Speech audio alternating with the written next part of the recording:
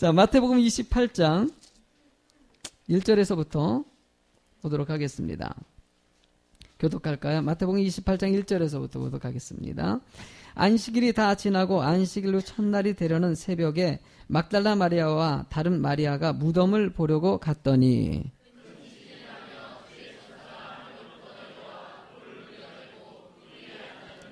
그 영생이 번개 같고 그 옷은 눈같이 희거늘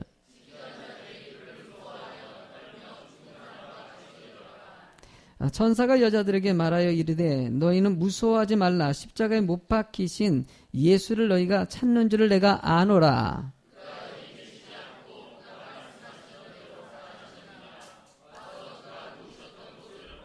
또 빨리 가서 그의 제자들에게 이르되 그가 죽은 자 가운데서 살아나셨고 너희보다 먼저 갈릴리로 가시나니 거기서 너희가 배우리라 하라. 보라 내가 너희에게 일렀으니라 하거늘.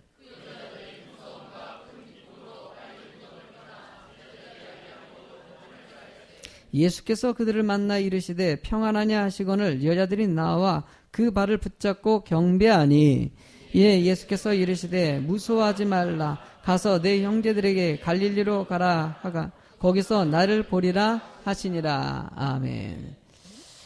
이 본문의 말씀은 작년에도 전했던 본문의 말씀이에요. 근데 이번의 말씀은요, 이 말씀을 통해 가지고 예수님이 나의 부활이시며 나의 승리며 축복이다라는 이 승리의 관점을 놓고 말씀을 준비해 봤습니다. 여러분들, 주님은 살아계셔서 죽은 자 가운데서 우리를 이 부활의 주님이라는 것을 깨닫게 하시고 우리도 그 은혜 가운데 있기를 원하십니다. 칼 바르트는 이렇게 얘기했습니다. 부활 설교는 짧으면 짧을수록 좋다. 왜냐하면 예수님의 부활은 설명이 필요 없는 너무나도 분명한 역사적인 사건이기 때문입니다. 여러분들, 이 칼바르크가 얘기한 것 같이 2000년 전에 예수님이 12제자와 3년의 공생애를 지내고 나서 그리고 그가 그렇게 얘기했던 내가 죽고 나서 다시 살아날 거라는 것을 얘기해 줬어요. 그 말씀대로 예수님은 죽으셨을 때 제자들은 모두 다 흩어져 버렸어요. 분명히 얘기해 줬는데도 다 떠나가 버렸다는 것이에요. 그러나 그 제자들이 예수님의 부활을 다시 보고 나서 살아계신 예수님이 다시 나타나셔서 이 제자들에게 보이자 그들의 모든 것을 주님께 헌신하고 오히려 순교의 삶을 살면서 주의 복음의 확산이 일어나지 않았습니까? 여러분들, 예수님은 그 당시에 많은 사람들에게 보이시면서 부활의 의미가 무엇인지를 얘기해 주면서 여러분들도 이런 부활신앙 갖고 살아가는 자가 되기를 원하신다는 거예요. 그래서 부활의 승리는요, 부활신앙이라고 표현합니다. 부활신앙은 절대 뭐 세상의 환경에 이러던 저러던 이런 것 바라보는 것이 아니라 오직 하나님만 바라보고 살아가는 거. 오직 하나님만 의지하고 살아가는 거. 이런 믿음을 주신다는 것이에요. 저는 우리 예수비전교에 있는 모든 성도님들이 이 부활의 승리요, 주권이신 부활 신앙이 될 줄로 믿습니다. 세상은 이 헛된 것들이 얼마나 많이 있습니까? 안상홍 증인회라고요. 여러분들 지금 하나님의 교회라고 하는 이단 종파이지 않습니까? 이 안상홍이라는 사람이 나와서 자신이 예수라고 얘기했어요. 여러분, 자신이 죽으면 부활할 거라고 얘기했지만은 지금까지도 죽었는데 살아났어요? 안 살아났어요? 안 살아났어요. 그런데도 이단이라는 게 참 무서워요. 그래도 이름만 안상홍 증인회에서 이름만 바꿔가지고 하나님의 교회라고 얘기해서 다시 했는데도 사람들이 아직도 살아날 것을 기대하고 믿고 있더라는 것이에요. 여러분들, 통일교회 문선명 기가 막히지 않습니까? 자신이 신이라고 얘기했는데도 불구하고 여러분들 뭐 오래 살 줄 알았는데 죽었어요? 안 죽었어요? 결국은 죽었어요. 이 몰몬교, 지금 일지교에 짓는 몰몬교 성전 반대 운동을 벌이고 있는데 이 스미스라는 사람도 자신이 자칭 하나님이라고 주장하고 예수라고 주장했던 사람이에요. 근데 그 또한 죽었어요? 안 죽었어요? 죽었어요. 여러분, 이만희가 있습니다. 요즘에 신천지 난리를 치지 않습니까? 이 이만희가 있는데 이 이만희도 지금 내가 보니까는 내가 예언하건대 얼마 안 남았어. 내가 예언하건대 조금 있으면 죽어요. 내가 보니까 지금 뭐 공개 석상에도 잘 못 나온다고 얘기합니다. 병원을 자주 왔다 갔다 하고 들키지 않으려고 변장까지 한다는 얘기까지 들었어요. 참 어리석은 것 같아요. 사람들이 말도 안 되는 일을 따르는 것을 보면은요. 그러나 우리가 왜 예수님을 믿겠습니까?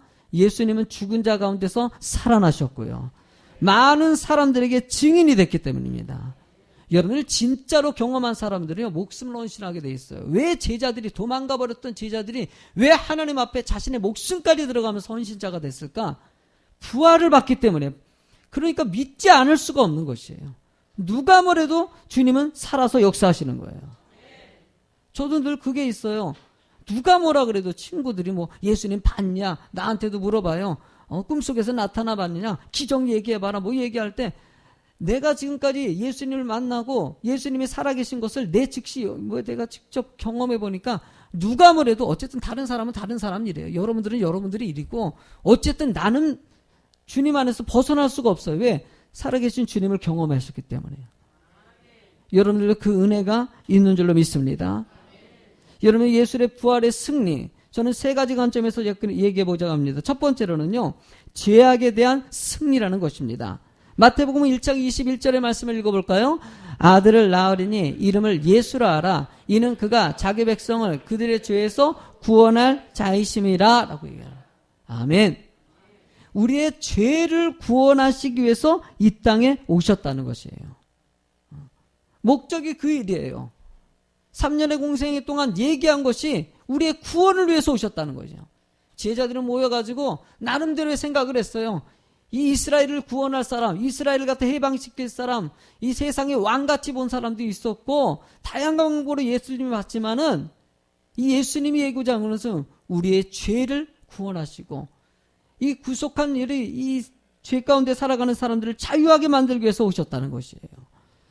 여러분들, 이 로버트 로이슨이라는 사람이 있습니다.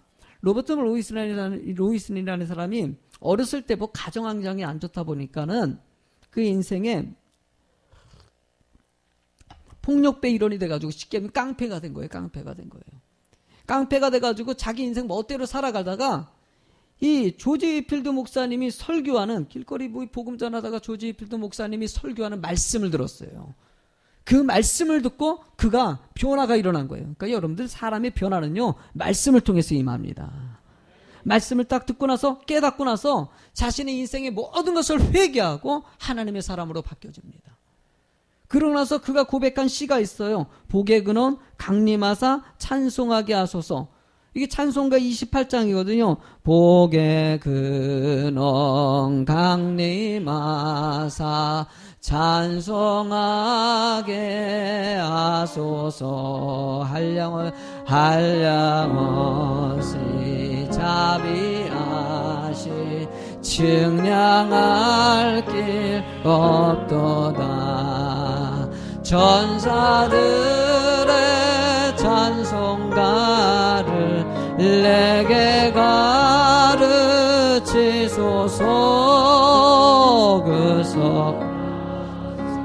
그 사랑 항상 찬송다. 죄악 가운데 살아갔던 이 로이슨이라는 사람이 변화돼가지고 구속하신 그 사랑을 항상 찬송합니다. 그 은혜 가운데 살고자 하고 다이지마가 살았는데, 여러분들 세상에 유혹이 있어요, 없어요? 여러분들 예수 믿으면 끊임없이 하나님만 바라보고 쭉 갈 것 같은데, 여러분들의 믿음을 막 무너뜨리는 여러 가지 유혹들이 얼마나 많이 닥치는지 몰라요. 여러분들 어떤 유혹인데 이길 줄로 믿습니다. 이길 줄로 믿습니다. 그 로이슨이라는 사람이 유혹이 왔어요. 또 옛날에는 폭력배들이 와가지고 이리저리 하다 보니까는요, 어느 순간에 그 유혹에 빠져가지고 다시 폭력배 인생으로 변화되어 버렸어요. 세상의 모습으로 가버렸다는 것이에요. 이 로이슨이라는 사람이 길을 가고 있는데, 이 어떤 여자가 마차를 타고 쭉 가다가 갑자기 마차를 세우더니만 로이슨이라는 사람에게 혹시 교회를 가십니까? 아마 그날이 주일이었고 교회 가는 길이었었던 것 같아요.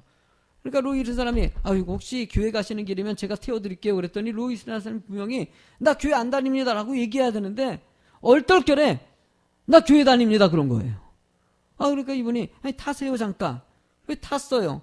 타가지고 교회를 어쩔 수 없이 타가지고 참 자기도 멀쩡지 않습니까? 왜 타가지고 이런저런 그분하고 얘기를 좀 나누는데 얘기 나누다가 자신이 로이슨이고 복의 근원 강림하사 이 찬양을 이 쓰고 작곡한 사람이라고 얘기하는 거예요. 그 여인이 깜짝 놀라면서 아니 세상에 그 찬양을 만드신 분이시냐고. 아니 그 찬양 만드신 분이 세상에 이런 분들이 만나기를 얼마나 참 너무 은혜스럽더라고. 그 전화 받고 많은 은혜를 받았다고 얘기를 하니까 루이스는 솔직히 고백합니다. 나는 지금 하나님 믿지 않고 있습니다. 나 옛날에 믿었었지만은 어느 순간에 친구가 다시 유혹하고 해서 나는 이제 하나님 믿는 사람이 아닙니다. 죄송한데 내가 얼떨결에 대답해서 이렇게 앉았다고. 죄송한데 나 믿지 않는 사람이 안 믿는 사람이 이렇게 얘기하니까 그 여인이 그 얘기를 듣고 그분의 루이슨에게 당신이 쓴 이 곡 중에서 3절에 4절의 내용이 있지 않냐. 4절의 내용을 보면 주의 은혜 사슬대사 나를 주께 매소서. 우리 마음은 연약해서 범죄하기 쉬우니 하나님이 받으시고 천국인을 치소서. 우리 마음은 연약해가지고 죄악 가운데 또 빠질 수 있습니다. 그러나 주님이 모든 죄를 담당하셨기 때문에 주님께 다시 고백하고 돌아오시기만 합니다. 당신이 이렇게 쓰지 않았냐. 로이슨이 그 얘기를 듣고 무릎 꿇고 회개하고 다시 하나님의 사람으로 돌아와서 하나님께 영광 돌렸다고 합니다. 여러분들 우리 인생 가운데는 유혹이 있어요, 없어요? 여러분들 바울 사도도요, 자신의 사역 가운데 하나님만 의지하면서 주의 복음만을 증거하면서 살겠다고 했는데 내적인 갈등은 있었던 거예요. 온전히 죄 안에서 자유하기 힘들었던 것이에요. 오죽했으면 로마서 7장 24절의 말씀을 보면은요, 오호라 나는 공고한 사람이로다. 이 사망의 몸에서 누가 나를 건져내라. 내 마음이 너무나 공고하다는 것이에요. 내가 하나님 믿고 의지하고 따라가지만은 죄 문제에 대해서 늘 갈등하고 힘들었던 이 바울의 모습을 보여주는 것이에요. 여러분들의 모습이 똑같지 않습니까? 나도 하나님의 은혜 가운데서 착한 일만 하고 오직 하나님만 바라보고 거룩하게 살고 그러는데 어느 순간에 우리는 유혹받아가지고 죄 가운데 빠질 때가 얼마나 많이 있습니까? 하나님을 부인할 때도 얼마나 많이 있습니까? 하나님 중심적으로 살겠다고 고백했지만은 어느 순간에 세상의 물질과 환경과 조건 바라보면서 나약해질 때도 얼마나 많이 있습니까? 하나님은 그때 십자가에 죽으신 예수님을 바라보고요, 그 주님만을 믿고 고백하는 자에 자유함을 주신다고 말씀하십니다. 여러분 로마서 3장 10절의 말씀을 읽어보실래요? 기록된 바 의인은 없나니 하나도 없으며 깨닫는 자도 없고 하나님을 찾는 자도 없고 다 치우쳐 함께 무익하게 되고 선을 행하는 자는 없나니 하나도 없도다 라고 얘기합니다. 그만큼 여러분들 의인은 하나도 없는 것이에요. 바울 사도의 고백같이 우리 인생의 죄인임을 인정하실 줄로 믿습니다. 나는 죄인이고 이 부족한 죄인 주님만을 의지하기 위해서 지금 나왔습니다. 나 이제 왔으니 내 집을 찾아. 여러분을 매주마다 이런 고백하는 마음으로 주님 앞에 나와가지고 여러분을 사죄기를 왜 합니까? 우리가 예배 전에 하나님 내 죄를 용서해 주십시오. 내가 하나님 은혜 가운데 살겠습니다라고 고백하는 것이 우리들의 모습이 되기를 원하신다는 거예요. 여러분들 로마서 8장 21절의 말씀을 읽어볼까요? 그 바라는 것은 피조물도 썩어짐의 종노릇한 데서 해방되어 하나님의 자녀의 영광의 자유에 이르는 것이니라. 여러분들이 하나님의 은혜 가운데 자유함으로 살아가는 여러분이 될 줄로 믿습니다. 두 번째로 사랑의 승리입니다. 여러분들 요한복음 3장 16절 너무나 잘 아시는 말씀이고 외우고 계시죠? 한번 이 말씀을 외우실 분들은 외우시고 보고하실 분은 보고 해보세요. 시작. 하나님이 세상을 이처럼 사랑하사 독생자를 주셨으니 이는 저를 믿는 자마다 멸망치 않고 영생을 얻게 하려 하심이니라. 여러분들 우리가 하나님의 이 땅에 오신 것은 우리를 사랑하시기 때문에 오셨다는 거예요. 우리를 사랑하시기 때문에 십자가에 못 박혀서 죽으셨어요. 예수님은 사랑이 어떤 건지를 당시에 바리새인들, 사두개인들 모든 사람들이 사랑을 얘기했어요. 그러나 말로만 한 것이지 행동으로 보여준 것이 없어요. 예수님은 친히 사랑의 모습을 보여주셨다는 거예요. 세리의 인생을 살았던 마태, 자기밖에 몰랐어요. 돈을 위해서 수단과 방법을 가리지 않았던 이 마태를 예수님께서 부르십니다. 사람들이 욕하고 비웃더라도 그 사람을 친히 사랑하니까 마태야, 네가 사람의 은혜 가운데 사람을 구하는 사람이 되어야 되지 않겠냐. 그 말씀에 따랐던 마태가 주님의 제자가 되고요, 마태복음을 쓴 이 저자로서 하나님의 영광을 돌리면서 오직 주를 위해서 살아가지 않았습니까? 여러분들 진실된 사랑을 예수님께서 보여주자 거기에 감동한 모든 사람들이 변화되더라는 것이에요. 여러분 교회는요 그래서 사랑입니다. 이래도 사랑하고 저래도 사랑하고 예수님 자기를 갖다 죽이는 유다까지도 사랑하면서 그래도 사랑을 갖다까지 보여주신 분이 바로 주님이시라는 거예요. 제자들의 특성들이 다양했다고 내가 얼마나 많이 얘기했습니까? 그렇게 다양한 특징을 가지고 있는데도 그 사랑의 힘이 그 사람을 변화시키더라는 것이에요. 사랑의 힘이라는 게 텔레비전 무슨 프로에서 얘기하는데 이 애가 깔렸어요. 차에 깔려가지고 여러분 사람들이 살려보려고 막 했는데 안 된 거예요. 이게 깔려서 죽기만 해가 다 죽어가는데 뭐 구급차도 안 오고 있고 이 소방서도 안 오고 있고 막 상황하는데 그 당시에 그런 상황에서 얘기를 듣고 아버지가 왔어요. 아버지가 왔는데 이 올라가지 않았던 차가 아버지가 그 아기 살리겠다고 막 올렸더니만 차가 올라가는 거예요. 여러분들 이거는 이 상식적으로 이해가 돼야 한대요. 이해될 수 있는 것이 아니에요. 한번 나가서 한번 차 들어보세요. 아무리 경량화산 채고 조금만 티코도요 못 들어요. 들 수 있는 것이 아니에요. 그러나 사랑의 힘이 사람을 그렇게 만들어요. 사랑의 힘이 세상을 변화시키고 알지도 못하는 기적 같은 일들을 만들어낼 수 있다는 거예요. 저는 이 땅이 어두워진다고 얘기합니다. 여러분의 가정이 점점 무너져가고 있다고 얘기합니다. 희망이 없다고 얘기합니다. 저는 교회를 통해서 사랑이 희망이 될 줄로 믿습니다. 마태복음 5장 44절의 말씀을 읽어보실까요? 나는 너희에게 이르노니 너희 원수를 사랑하며 너희를 박해하는 자를 위하여 기도하라 라고요. 예수님은요 우리들에게 누구까지도 사랑하라. 누구까지도. 여러분들 이 말은 뭡니까? 모든 사람들을 다 사랑하라는 거예요. 여러분들을 악하게 만들고 힘들게 만들어도 그래도 사랑하라는 거예요. 누구한테 정말 사기를 당하고 피해를 보고 내 자식을 죽인 사람이 있습니까? 여러분들 그래요. 그 죽인 사람들 똑같이 상대방 자식 죽인다고 해서 마음이 풀릴 것 같습니까? 아니에요. 그건 답이 아니에요. 여러분들 그래도 용서하고 품었을 때 그 사랑의 힘이 그 사람을 변화시키고 세상을 아름답게 만들고 가정을 아름답게 만들고 여러분 이 땅에 행복하다는 것이 무엇인지를 그것을 통해서 보여주더라는 거예요. 여러분들 예수님의 제자 베드로가 3번씩이나 부인하고 예수님을 저주하고 떠났을 때 예수님이 가서 얘기한 것이 뭡니까? 사랑이에요. 사랑이 그래서 승리입니다.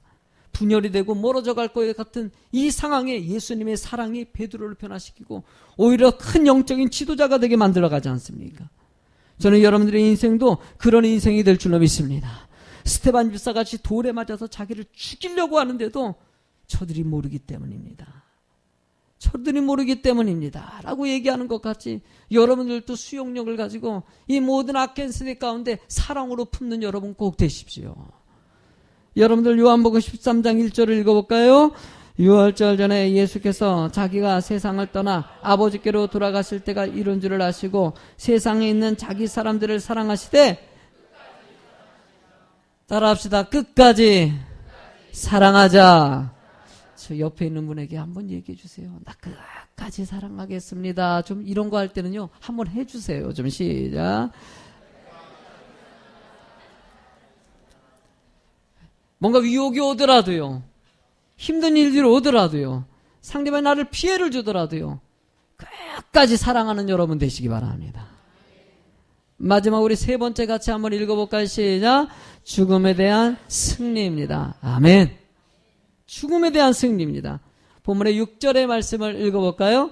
그가 여기 계시지 않고 그가 말씀하시던 대로 살아나셨느니라. 와서 그가 누우셨던 것을 보라. 예수님은 살아나셨어요. 제자들에게 3년의 동안 계속 내가 언제가 죽을 거야 그때. 온갖 고난을 받고 다 죽고 나서 내가 다시 살아날 거야. 제자들이 그 말을 이해를 못하니까 이게 무슨 말이냐고 막 물어보는 장면이 요한복음 강해를 통해서 끊임없이 얘기하지 않았습니까? 그러나 예수님께서는 살아나셨지 않습니까? 그가 말씀하신 대로 살아났다는 것이에요. 여러분들 이 죽음을 이기는 권세가 예수님 안에 있었고요. 예수님이 바랬던 것은 제자들도 이 죽음의 권세를 이기는 신앙관을 가지길 원했다는 거예요. 여러분 죽음의 권세를 이기면은요 모든 것을 이길 수 있는 힘이 나옵니다. 저는 이 고소공포증이 있어요. 고정고치 이 빌딩 같은 거 드라마 가다 보면 위에서 이렇게 빌딩 밑에 이렇게 잡아도 다리가 찌끈찌끈거려요. 그래서 뭐 그냥 텔레비전 보는데도 그래요. 텔레비전 속에 있는 건데 나랑 전혀 상관이 없는 이것만 봐도 그냥 다리가 찌끈찌끈거려요. 지금 옆분 웃는 분들이 나랑 비슷한 류에 속한 분들이 이게 오면은 뭐 막 그냥 뭐 떨려. 그러니까 뭐 게임기구 이렇게 높이 올라간다든지 이런 거 참 무서워요. 예. 그런 거 참 어떻게 저런 걸 돈 주고 타는지 나 이해가 안 가. 이걸 돈 주고까지 타요 나는. 근데 그분들에게 즐겁겠죠. 뭐 그러나 여러분들 만약에 목숨을 각오하면은요 자신이 죽을 각오를 하면은 자살할 사람들 특징은요 빌딩 앞에 쓸까 안 쓸까 꼭대기예요. 서요. 겁이 없어지는 거예요. 죽음을 각오했기 때문이에요. 여러분 죽음을 각오하면은요 이 세상에 아무리 힘든 일도요 죽음 앞에서는 충분히 이길 수 있는 일이라는 거예요. 그러니까 하나님은요 이 부활신앙을 통해서 이 세상에 아무리 힘들고 어려운 일도요 죽음의 권세를 이기신 예수님 같이 우리들도 여러분들 힘든 일 알아요. 주님이 다 모르는 거 아니에요 여러분들. 말만 안 했죠. 여러분들 속에 지금 남쳐있는 이 상처들은요 왜 이렇게 나만 이럴까, 나만 이렇게 공허하고 그런 것이 아니라 바울도 똑같지 않습니까? 오라 나는 공고한 사람이다. 나도 정말 외롭고 이렇게 여러분들 여기서는 웃고 얘기하면서 막 할렐루야 얘기 나누다가도요 집에 가서 혼자 탁 쓰면은요 왠지 공허함이 느껴지십니까? 아니에요. 믿음의 백성들은요 주님이 함께 하십니다. 성령님이 나와 동행하시다는 거예요. 그 하나님이 있기 때문에 주와 같이 길 가는 거 즐거운 일. 할렐루야. 그 안에서 우리가 즐거움을 얻을 수 있다는 거예요. 여러분도 홀로셈복의 수용소에 있는 이 보네코 목사님의 이 죽은 순교하는 장면에 대해서 이 베게스라는 사람이 1945년도 4월 9일자 일기 쓴 내용들이 나왔어요. 그 내용이 뭐냐면 보네포 목사님이 하나님 중심적으로 살다가 히틀러의 그런 억압에 맞춰가지고 사형틀에서 이제 죽기 직전이에요. 많은 사람들은 사형틀에 가면요 이 사람들 막 두려웠고 막 오진까지 싸고요 막 소리 지르면서 살려달라 그러고 막 이렇게 막 부르짖는데 보네포 목사님은 하나님께 기도하면서 죽음이 아니라 죽음 뒤에 안기는 부활을 보는 것이에요. 천국의 소망을 바라보는 거예요. 그러니까 형장에 끌려가면서도 기뻐요 안 기뻐요? 기쁜 거예요. 주님 만날 걸 생각하니까. 여러분들 그 은혜 가운데 기도하며 가고 그 모습이 어쩌면 저렇게 행복해 보일까. 그 사람이 쓴 일기장에 자신의 평생 동안 몇십만 명을 죽여봤는데 저렇게 행복한 사람을 보질 못했다고. 왜 그럴까요? 주님 만나기 때문이에요. 여러분들 그 보네포 죽을 때 많은 사람들이 행복하게 죽는데도 불쌍하게 봤지만은 이 약간은 베스게라는 사람도 죽었을까 안 죽었을까요 지금요? 지금 그 사람도 죽었어요 여러분들. 여러분들 인생은요 다 똑같아요. 조금 빨리 가고 늦게 가는 것이 다 마지막은 와요 안 와요? 다 오게 돼 있어요 여러분들. 예외가 없어요. 또 하나 예언하겠는데 여러분 다 죽습니다. 응? 죽지만 여러분들 다 천국에 소망을 얻습니다.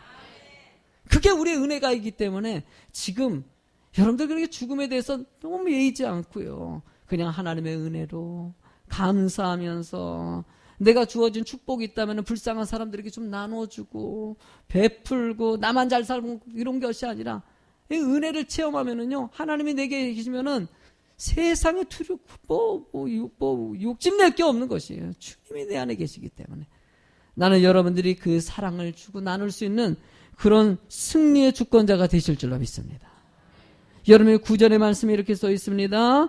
예수께서 그들을 만나 이르시되 평안하냐 하시거늘 여자들이 나와 그 발을 붙잡고 경배하니라고 얘기합니다. 예수님께서 물어본 게 뭡니까? 부활하시고 평안하냐라고 물어봅니다.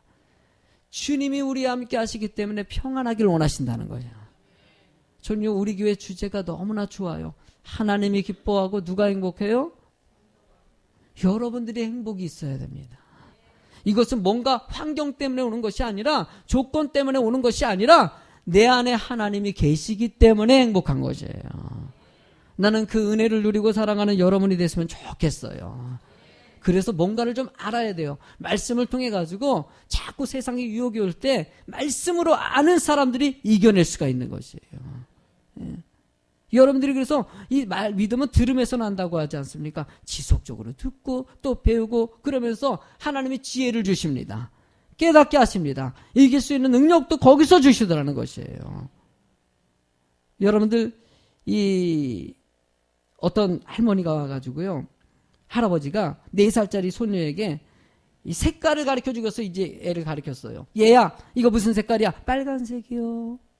저거 무슨 색이야? 노란색이요. 저거 무슨 색이야? 파란색이요. 할아버지가 신났어요. 애를 놓고 이제 계속 하는 거예요. 이거 무슨 색이야? 요거 무슨 색이야? 요거 무슨, 막 하니까는 애가 한참 전에, 할아버지 잠깐만요. 할아버지도 색깔을 모르시면요, 유치원 다니세요. 그러면. 그래요. 예.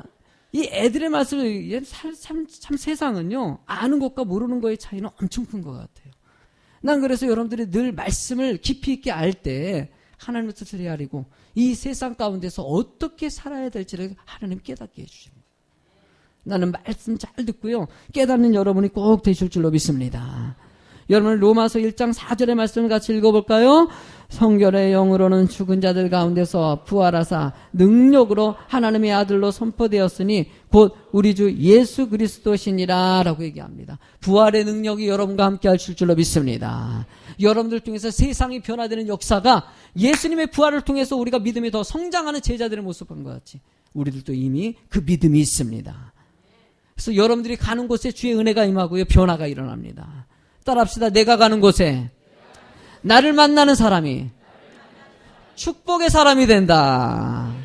할렐루야.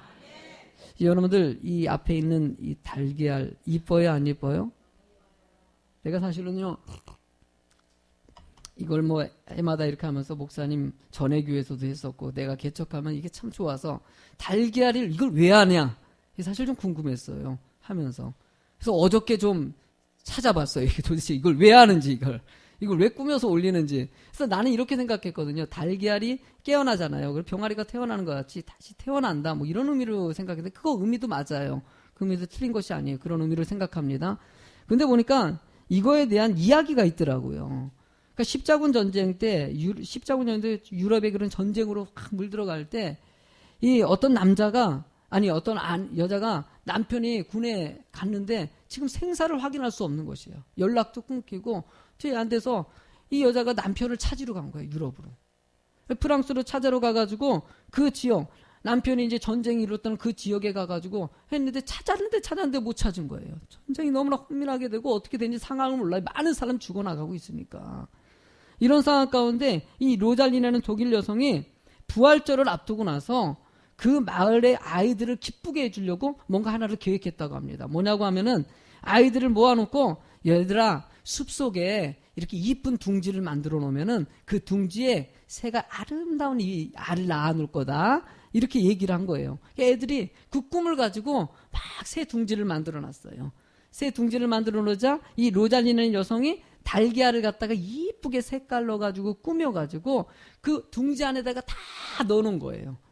아이들이 그 다음날 부활절에 딱 갔더니만은 그냥 둥지 안에 이렇게 막 색색으로 달걀이 있는 거 보고 너무나 이뻐가지고 달걀을 가지고 다 이렇게 막 몇 개씩 가지고 간 거예요. 근데 그 중에 있는 어떤 꼬마아이가 그 달걀을 가지고 이렇게 가는 과정 가운데 자기 멀리 있는 집에까지 가는데 길 가다가 어느 군인이 거반 죽어가지고 죽기 직전에 있는 군인을 발견한 거예요. 이 아이가 너무 불쌍하잖아요. 그 달걀을 건네줘서 아저씨 힘내세요, 이렇게 하면서 달걀을 줬어요. 그 군인이 달걀을 딱 보다 보니까 달걀 속에 글자가 써 있는 거예요. 뭐라고 써 있냐면은 하나님은 이웃을 사랑하는 자를 더욱 사랑하신다. 하나님은 이웃을 사랑하는 자를 더욱 사랑하신다. 이 얘기를 딱 듣고 나니까 이 글씨가 우리 집 가훈인 거예요. 근데 이거를 아는 사람이 누굴까 생각하고 혹시 물어본 거예요. 이거 누구한테 받았니? 이거 우리 집 옛날 가훈인데. 그러면서 물어봤더니 이런 어떤 여인이 뭐 둥지 만들고 얘가 막 설명을 해준 거예요. 그래서 거기에 새가 와서 알을 낳았다고 막 그래가지고 그렇게 받았다고. 그 여인이 누구냐고 막 얘기해서 찾았더니만 그 여인이 아내였던 거예요. 이래가지고 만났다는 이야기입니다.